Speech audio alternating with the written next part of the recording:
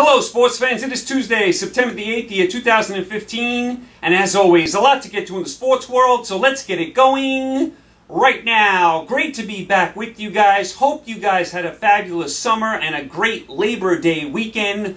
All I can say is, are you ready for some football? I am ready to go, ready with my college and NFL picks. I hope you guys have a fabulous year. Hope you pick a lot of winners. Hope you make a lot of money. We're going to get going in a second with college and NFL picks. So happy that football is starting. We had a few college games over the weekend. You have your NFL starting in a few days. Cannot wait for it to get going. We'll do our picks in a second. As far as the college football, we did have a few games this past weekend, but it was a lot of blowouts, a lot of big teams pounding the little teams, a lot of big spreads. There wasn't much going on in college football. The big Ohio State-Virginia Tech game last night got out of hand. Ohio State pulled away at the end, blew out Virginia Tech. Once Virginia Tech's quarterback went down with an injury, Ohio State just blew Virginia Tech right off the field after that. Ohio State is absolutely loaded. I would be shocked if they didn't make the Final Four. As far as the rest of the college football, like I said, a lot of the big teams just pounded the little teams. Alabama, Clemson, Georgia, Oklahoma, Georgia Tech, USC, UCLA, Florida State, Florida. Ole Miss. They all bombed the teams they were playing. Auburn handled Louisville. Baylor didn't look all that great in their game, but they pulled away. TCU was a little sporadic in their game, but they won. Notre Dame just pounded Texas. Notre Dame did lose their running back for the season with an injury. That's a big loss. Notre Dame looks good, though. A lot of speed. I like the quarterback and what's going on with Texas. I didn't think they were going to, win a national title, but I thought their defense would be a little better. Notre Dame ran them right off the field. Northwestern upset Stanford. That was a terrible loss by Stanford. They looked dreadful. How were they in the top 25 to start the year?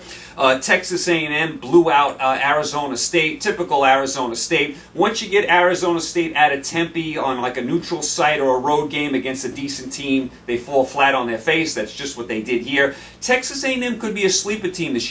They can score. They brought over the defensive coordinator from LSU who can really coach defense. Texas A&M gets any sort of defense, they could be a sleeper team. They have a lot of young talent, a lot of speed.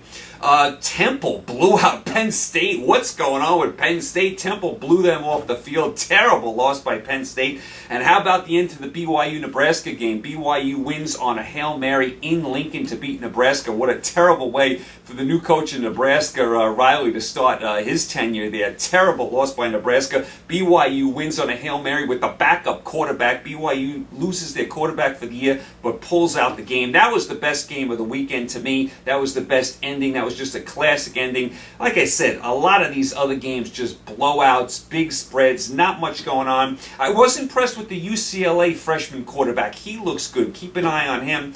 But not much going on in college football the first week. Just what you think. The big teams, they want to get a win under their belt. They play these little schools that want a big payday, so they schedule the bigger teams. A lot of blowouts, a lot of big spreads, not much happening week one of college football.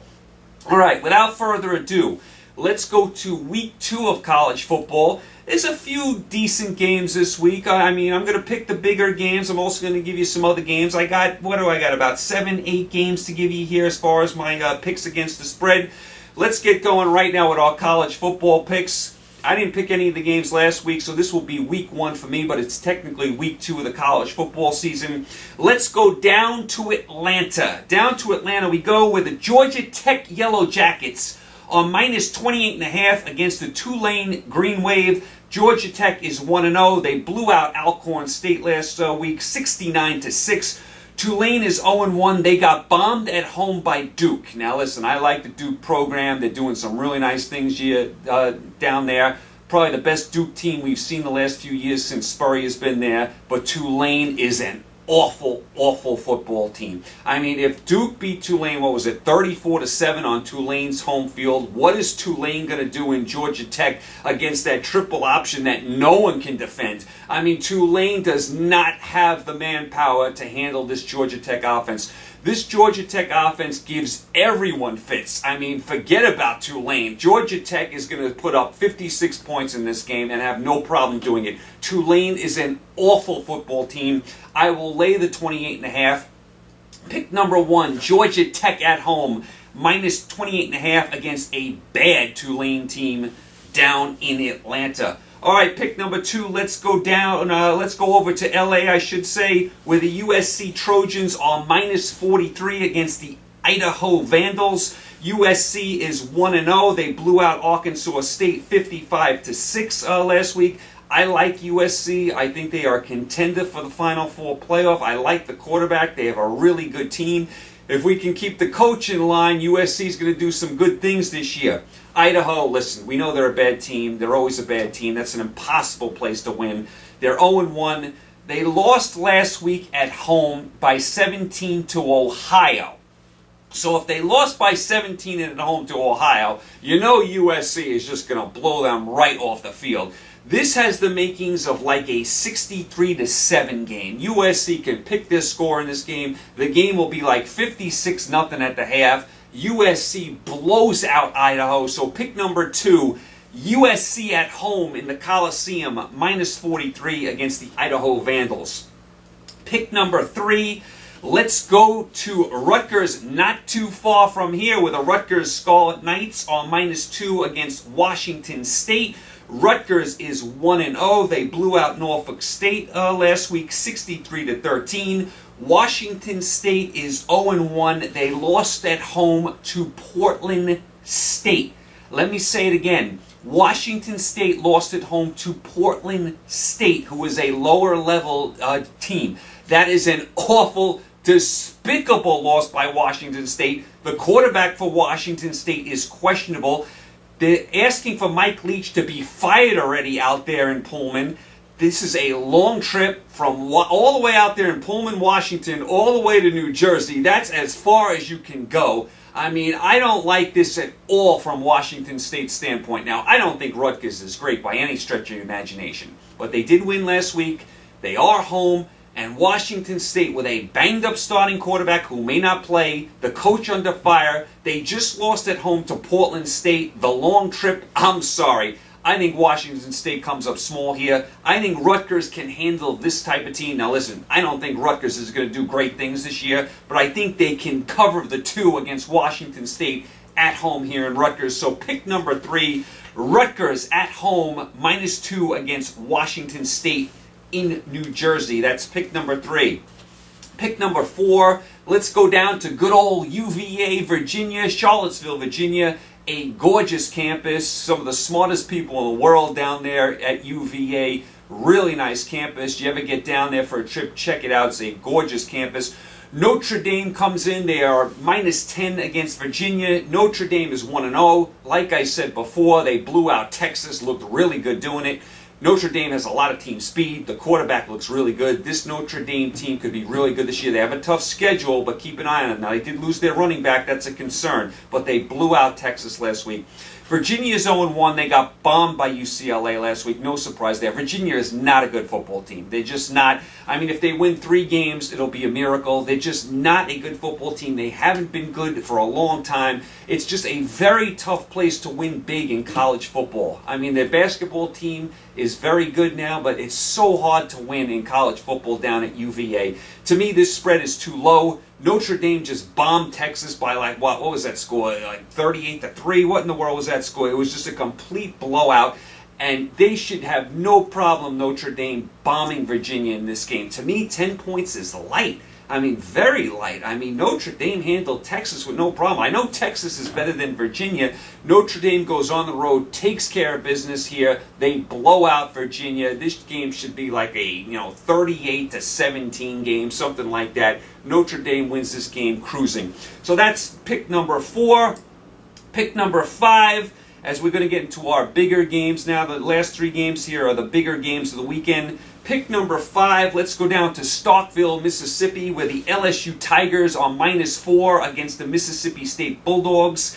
Mississippi State is 1-0. They beat Southern Miss in a big rivalry game last week on the road. They didn't look good in the first half, kind of looked a little better in the second half.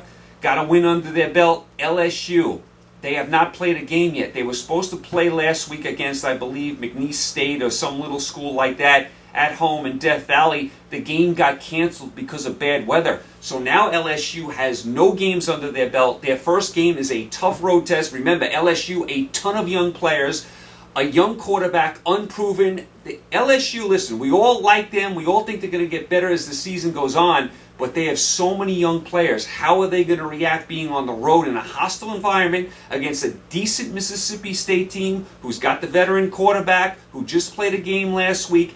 LSU, a lot of unanswered questions. I am going to grab Mississippi State here with the +4. I think this is a very close game. Could go either way. If you ask me who I think is going to eke it out, I think LSU may eke it out by a point or two, but I like Mississippi State +4 here. We don't know about the LSU quarterback. I mean, we don't know about the LSU team. A lot of talent, but a lot of young talent. Haven't played a game yet. First big game is now on the road against a team that's already played a game. Major disadvantage to LSU there. I like Mississippi State here, down in Starkville with all the cowbells ringing. I will grab Mississippi State +4. I think it's a close game either way. So I'll take Mississippi State +4 down in Starkville over LSU. That is pick number 5. Pick number 6. Let's go to Knoxville, Tennessee, one of my favorite stadiums on the water there in Tennessee. Just a gorgeous stadium. People take their boats over. That's another one. Put that one on your bucket list. Go down to Knoxville, Tennessee, rent a boat, and go to the game by boat. You will have a ball down there in Tennessee. Oklahoma comes in -1 against Tennessee. Oklahoma is 1-0. They beat Akron 41-3. Ho-hum there. Tennessee is 1-0. They blew out Bowling Green, although they did give up 30 points. I think they won 59-30. Did give up a few points to Bowling Green. Now, Bowling Green's got a decent team. Still a little alarming that they gave up that many points, but I think the defense will be better this week. I just don't trust Oklahoma. Bob Stoops, when he first got to Oklahoma, could do no wrong. They won a national title. They were on fire. He was a hot young coach. Ever since then, Oklahoma has found a way to stumble and bumble their way through the regular season. Every year they're picked to go to the Final Four, have a big-time team, and they always fall short. They just have not impressed me lately, Oklahoma, the last few seasons. Every time I think they're going to do something, they fall flat on their face. This is a very tough game. But I'm going to take Tennessee here +1 at home. The respect for those home fans. I think Tennessee is building the program back to where it needs to be. I like the new recruits they've brought in. I don't trust Oklahoma on the road. I just don't. I mean, there's just something about Oklahoma. Every time you get on the Oklahoma bandwagon, they always make you pay for it. So I'm going to grab Tennessee here +1 at home. I think this is a very good game, one of the must-watch games of the weekend. But I'm going to go with the Volunteers in the small upset here at home in front of all those crazy fans decked out in orange down there at Neyland Stadium in Knoxville, Tennessee. I'll take Tennessee +1 over Oklahoma. That was pick number 6. Pick number 7, and this will be my final pick. Let's go to East Lansing, Michigan. This is where College Game Day will be. Michigan State at home, -3 against Oregon. Michigan State is 1-0. They beat Western Michigan on the road last week. Oregon also 1-0. They beat Eastern Washington, although they did give up 42 points in doing it. Now listen, I've been saying, I just got done talking about Oklahoma, how they always let me down. Well, no team lets me down more than the Oregon Ducks. Every time Oregon needs to step up, they fall flat on their face. I don't trust Oregon at all, especially in this spot, coming across the country, playing in that hostile environment. I think Michigan State's going to be the more physical team. I think they're going to get after Oregon. Oregon is a finesse team all the way. When you punch Oregon in the mouth, they can't handle it. They like to score and run it up, but when they're just not good in the trenches, Michigan State is. I think that's going to be the difference in this game. Michigan State had the game last year in Eugene comfortably, then Oregon went on one of their huge runs and ended up pulling away. That was in Eugene, though. Oregon plays so much different out of Eugene, so much different on the road. I like Michigan State here. I think the crowd is going to be amazing. This is where College Game Day is. Everyone's going to be decked out in green. I don't like Oregon at all against a team like this. I think Michigan State wins the battle on the lines, wins the battle in the trenches. They put up a lot of points. They play ball control, keep away, keep that Oregon offense on the sidelines. I don't trust Oregon, just like I don't trust Oklahoma. I'm going to take Michigan State here at home, -3 against Oregon in the must-watch game of the day. All right, so my 7 picks, let's review. I like Georgia Tech at home, -28.5 against Tulane. I like USC at home, -43 against Idaho. I like Rutgers at home, -2 against Washington State. I like Notre Dame, -10 at UVA. I like Mississippi State, +4 against LSU. I think that's a field goal game either way. I like Tennessee, +1 against Oklahoma in a very, very competitive game.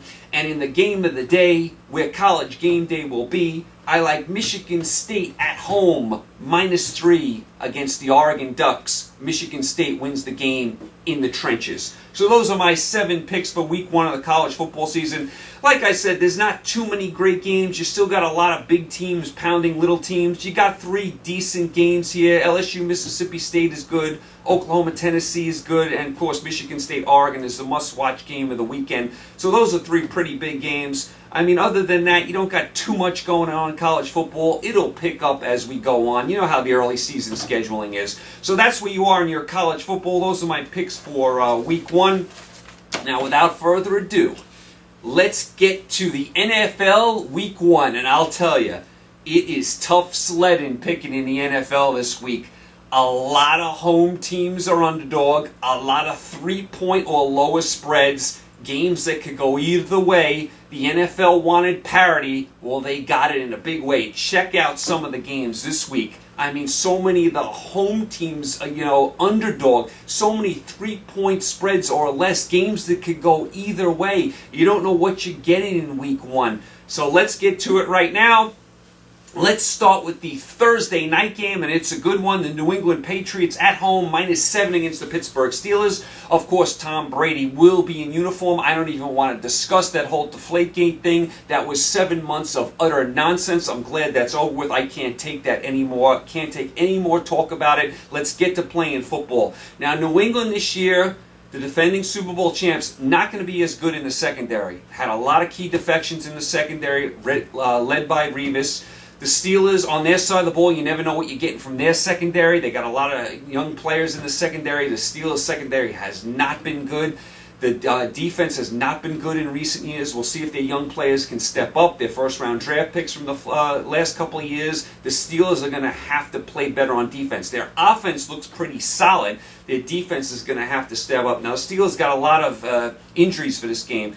Lost one of their linemen for the first 8 weeks of the season. Lost their first 2 kickers. Lost their starting running back Bell, but they do have a nice replacement for him. Lost one of their key receivers for the first 4 games. So the Steelers got a lot of guys out in this game. And of course, like I said, New England's got a lot of guys that left in the secondary. So to me, this game looks high scoring. This game looks like there's going to be points on either side. I don't know if either team can stop each other.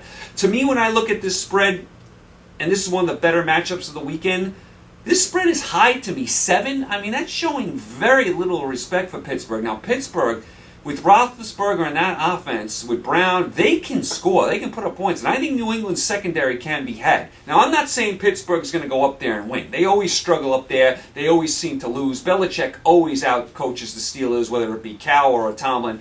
And I think New England's going to probably pull this out. But I think 7's a little high, especially for week 1. I believe that is the highest spread on the board in week 1. So that's showing absolutely no respect for Pittsburgh. And listen, I know with Brady back, we all love New England. We know they get the job done all the time. I think this spread is a little high, though. I'm going to take Pittsburgh here to hang in the game, to put up a few points. Despite, some of the guys being out of the lineup, I think they're going to pick on that New England secondary. I think it's a shootout game. New England probably ekes it out, but I'm going to take Pittsburgh +7 on Thursday Night Football. Let's get to the Sunday games. Let's start with a classic rivalry. Green Bay, -6.5 at Chicago. Of course, Green Bay loses their best receiver for the year. That's a major loss for Green Bay. Chicago does not look like a good team at all. And one thing we know from the last few years, Green Bay always beats Chicago. Aaron Rodgers just owns Chicago. I mean, Green Bay has Chicago's number. I mean, they were even joking about it at the ESPY Awards, saying how could it be a rivalry if Chicago never wins. Chicago just does not have the firepower to keep up with Green Bay. Green Bay, to me, is a definite contender to go far this year. They could have easily made the Super Bowl last year, let that game totally slip away against Seattle. I think Green Bay wins and wins comfortably in Soldier Field. They always beat up the Bears. I can't take Chicago here. I will take Green Bay minus 6.5 to beat the Bears at Soldier Field once again. That's pick number 1. Or pick number 2, I should say. Pick number 3. Let's go down to Houston, where the Houston Texans are -1 against the Kansas City Chiefs. I'll talk about a tough game here. What a very tough game. Houston, of course, with the new quarterback Hoyer. Kansas City last year. Remember Kansas City last year? Did not have a wide receiver catch a touchdown pass the whole season. That's hard to do. I mean, Kansas City did not have a wide receiver catch a touchdown pass in this day and age in the NFL. That's almost unfathomable. With Houston's defense, with Watt, I think Clowney's going to play. They got the big man, Will Fork, now plugging up the middle. I think Houston's defense is going to be lights out. They were good last year. I think they're going to be even better.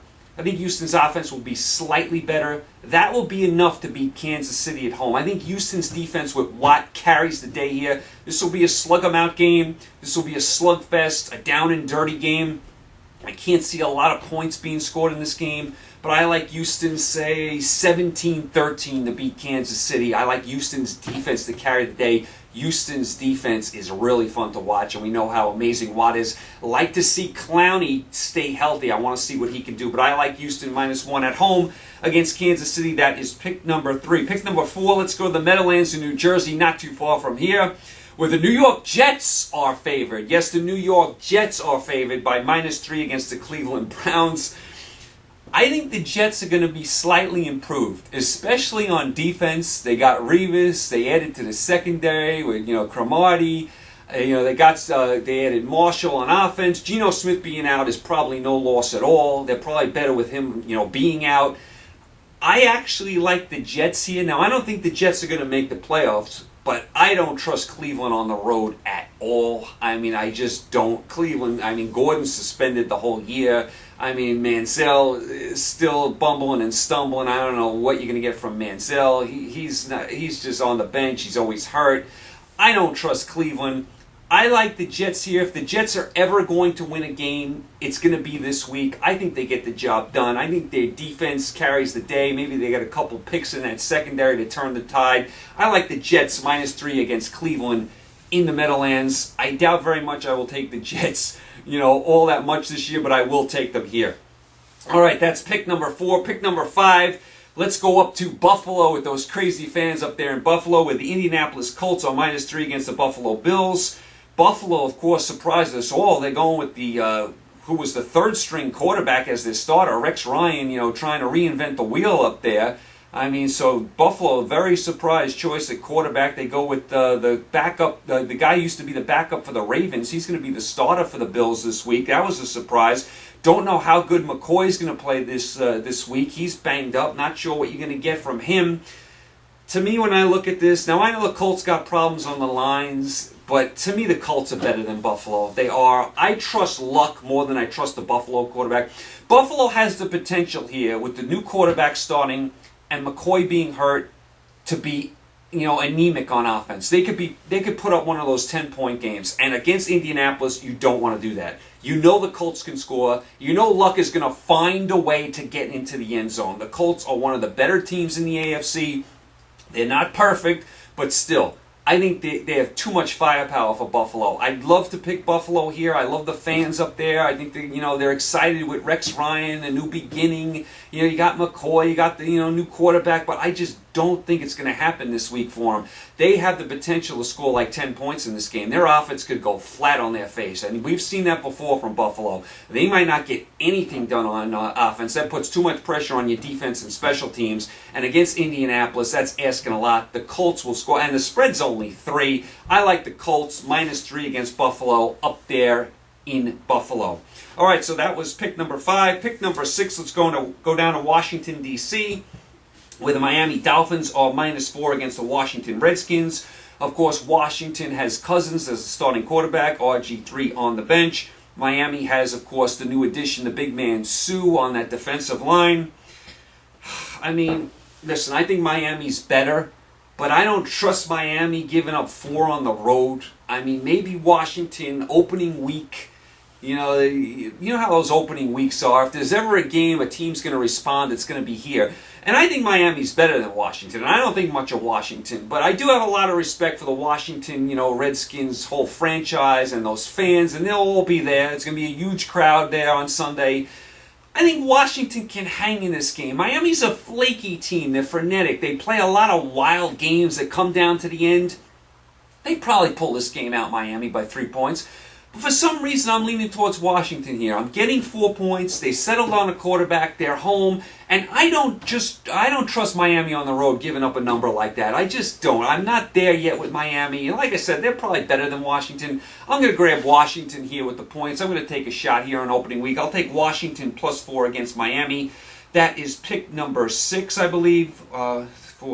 Pick number 6. Pick number 7. Let's go down to Jacksonville, where the Carolina Panthers are -3.5 against the Jacksonville Jaguars. Carolina, of course, loses their best receiver for a year. They didn't have much offense to begin with. Now they have a good defense, Carolina, but now their offense is going to really struggle. Jacksonville, listen, I don't know. What can you expect from Jacksonville? I mean, I don't know. They already have a bunch of injuries, had a bunch of injuries in the preseason. I just have a feeling, though, week 1, this is going to be a close game. I think it's going to be an ugly mess, like 12-9 down there in Jacksonville. So I'm going to take Jacksonville +3.5. I just think it's going to be a messy, sloppy, no one can score or move the ball game. I'll take Jacksonville. They're home. 3.5 points. Carolina can't score on offense. I think Jacksonville can hang in this week. So I'll take Jacksonville +3 against Carolina. That was pick number 7. Pick number 8, let's go to St. Louis, where the Seattle Seahawks are -4 against the St. Louis Rams. I'll tell you, Seattle got Jimmy Graham in the offseason. I mean, that's hard to believe. I mean, they were really good to begin with, obviously, and then you add Jimmy Graham to the team. That's scary. Now, St. Louis, I think, is going to be much improved. They got the new quarterback now. They got Foles. They got, they added Fairley to that already good defense. I think St. Louis, we've been waiting for St. Louis the last few years to make a move. I think this could be the year. Now listen, do I think they're as good as Seattle? No, but they are home here. They are getting 4. I think the atmosphere is going to be electric there in St. Louis with, Seattle coming in off back-to-back Super Bowls.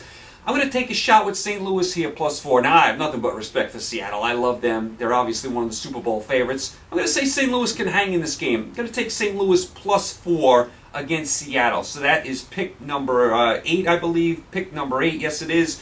All right, so St. Louis +4 against Seattle in St. Louis.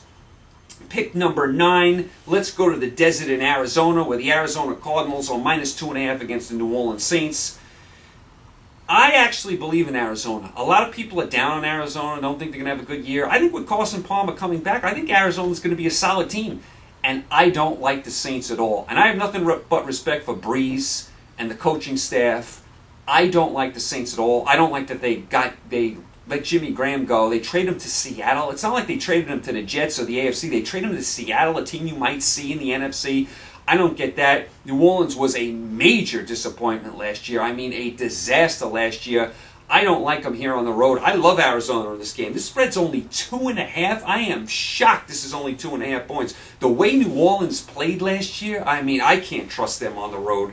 I will take Arizona and gladly give up the 2.5. Arizona -2.5 against New Orleans in the desert with Carson Palmer coming back. So that was pick number 9, I believe. Pick number 10. Let's go out to San Diego, where the San Diego Chargers are -2.5 against the Detroit Lions. Of course, the Lions had a good year last year, but they lose Sue, they lose Fairley, so they lost some guys on defense. Detroit, they're a strange team. And another strange team, San Diego. I mean, this is a perfect matchup. Two strange teams. I mean, this is going to come down to like a Hail Mary at the end. These two teams just have wild games, wild endings. You never know what to think from, what you're going to get from them. They're just so all over the place all the time. They just are. You never know what you're getting from these teams. I'll grab San Diego here. They're home. They're only giving up 2.5. I like Rivers as the quarterback. Detroit, I never know what to expect from them. I just don't. Now, especially on defense with Sue, with the loss of Sue and Fairley, I'm going to take San Diego here, -2.5. So San Diego -2.5 against Detroit out in San Diego. Pick number 11. Let's go to Tampa Bay. Here's a great game for you. The Tampa Bay Buccaneers -3 against Tennessee. Oh my, this is definitely the worst game of the weekend. Now you do have the two new young quarterbacks. You got Winston for Tampa Bay. You got Mariota for Tennessee. I trust Winston more than I trust Mariota. I mean, we know how Mariota did last year in the national title game against Ohio State. You know, we know about those Oregon quarterbacks. I trust Winston at home more than I trust Mariota on the road. So I'm going to take Tampa Bay reluctantly. I have to admit, this is probably the worst game of the weekend. But I'll take Tampa Bay. I like Winston if he can keep, his off-the-field issues, down. I think Winston will be a good quarterback. He's accurate. He's a good player. He's just got all off-the-field stuff all the time going on. If he can get rid of all that baggage, I think he's a good player. I like Tampa Bay here -3 reluctantly against Tennessee. I'll take Winston over Mariota. Pick number 12.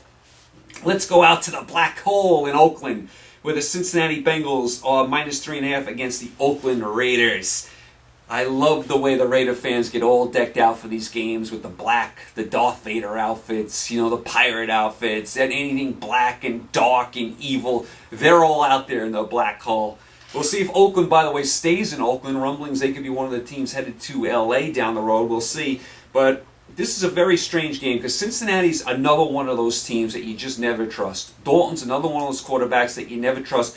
Just when you think he's going to do something, he just lays a complete egg on you. I think Cincinnati's better than Oakland, but I like what Oakland's doing. They got Carr, who I like at quarterback. I like the young receiver they got from Alabama. I think Oakland can hang in this game, especially being at home, opening day. I like Oakland +3.5 against Cincinnati. I think it's a field goal game either way. Cincinnati probably ekes it out, but I'm going to take a shot with Oakland here in the black hole. Pick number 13, let's go out to Denver, where the Denver Broncos are -5 against the Baltimore Ravens.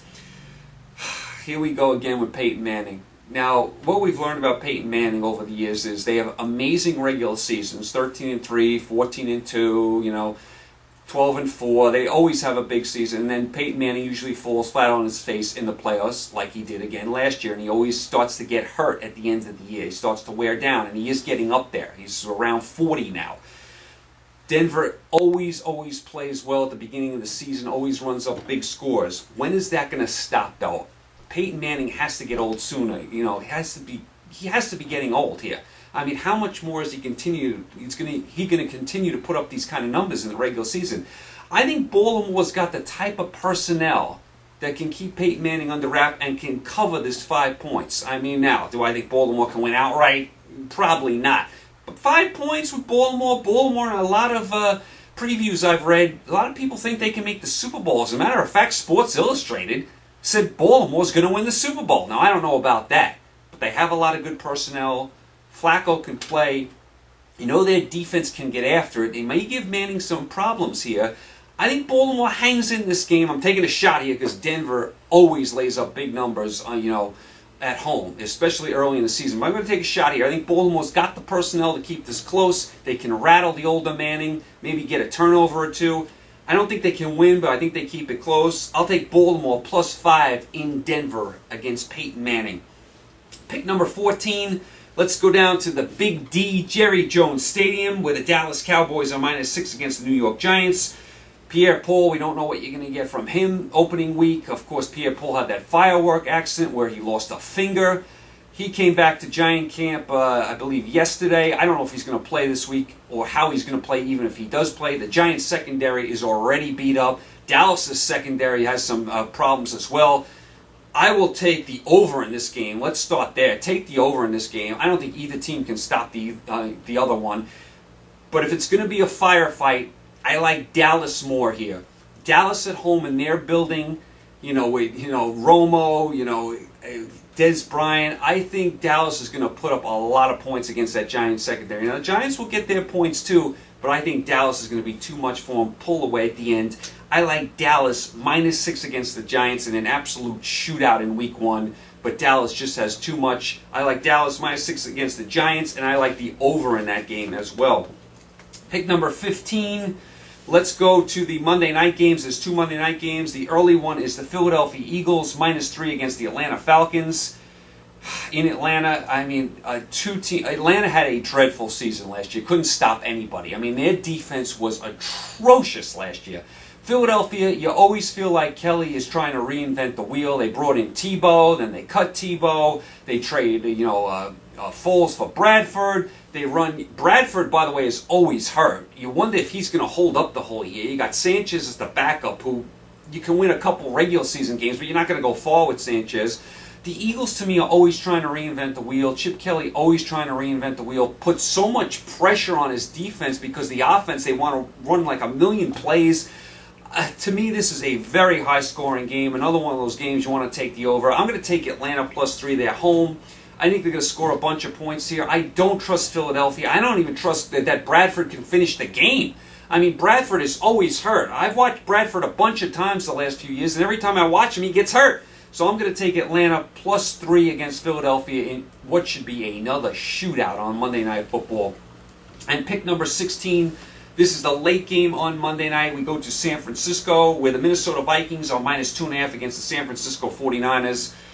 To me, this could be a long year for the 49ers. And I was a big believer in the 49ers the last few years. They really let me down last year. 2 years ago, they should have made it to the Super Bowl. Totally let Seattle off the hook.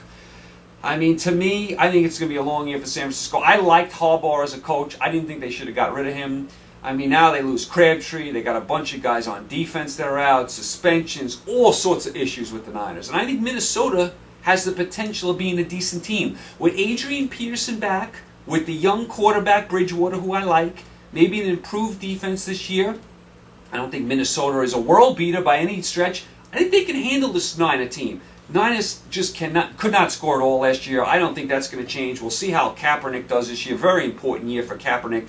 I think Minnesota is just a better football team right now, and they can lean on Peterson. I mean, the Niners, they even lost Gore, so the Niners got all sorts of issues. They had a lot of defections, including the coach being fired. So to me, I don't like the Niners at all. They could be last in this division. They really could. And I like Minnesota here, -2.5 against San Francisco in Santa Clara. So let's go through the picks one more time to review. On Thursday Night Football, I like Pittsburgh +7 at New England. To the Sunday games, I like Green Bay -6.5 at Chicago. I like Houston at home -1 against Kansas City. I like the Jets at home -3 against Cleveland.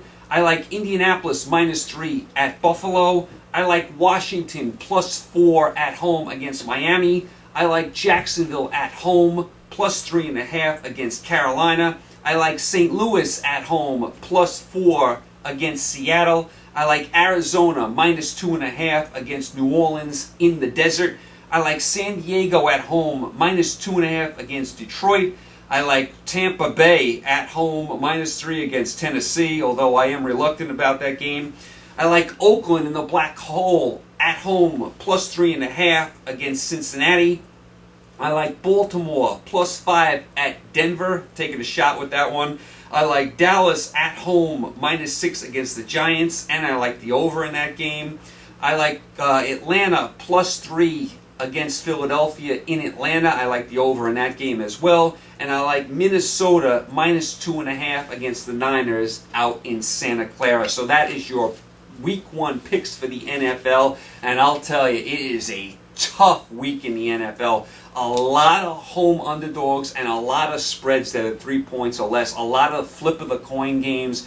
Very, very tough week in the NFL. I mean, I'm doing the picks, to have a lot of fun with you guys. This would be a week that you could just sit back and watch the games to get an idea, and maybe start your picks next week, because this week is brutal. You don't know what to expect from these games. You don't know what to expect from these teams. They're coming out of preseason. Who knows what you're going to get. Very, very, very tough week in the NFL this week, but I'm glad to have it back.